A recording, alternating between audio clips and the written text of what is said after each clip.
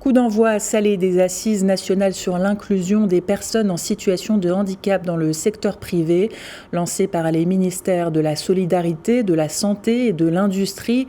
L'événement a pour objectif de mobiliser les entreprises à l'intégration des personnes en situation de handicap.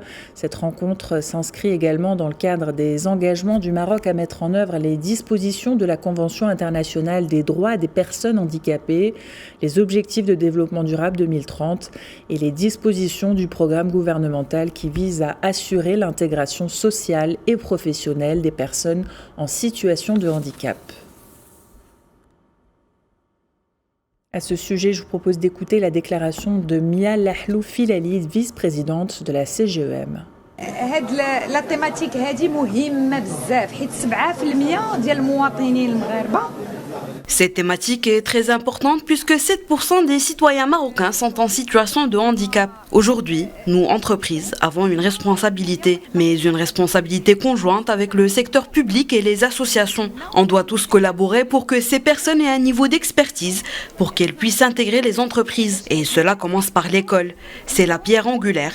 Il faut une accessibilité physique tout d'abord à l'école. Certains enfants ont besoin d'assistance scolaire. C'est la première base solide. Aujourd'hui, 50% des enfants ayant un handicap physique ou moteur n'ont pas du tout accès à l'école. Et l'autre moitié, seuls 6% décrochent une formation un petit peu diplomate. Ce n'est pas assez. Les entreprises marocaines aujourd'hui, avec la RSE, la responsabilité sociale de l'entreprise, doivent inclure toutes les franges de la population.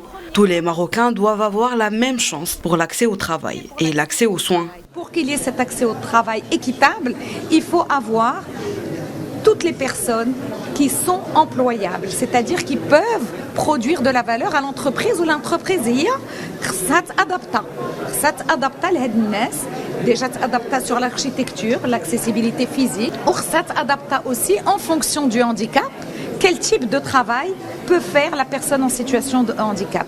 Aujourd'hui, la CGEM, elle est complètement ouverte et c'est un des enjeux majeurs que nous avons par rapport à l'inclusion de l'Mgharba Kamlin. On parle de la femme, mais on parle aussi des personnes en situation de handicap.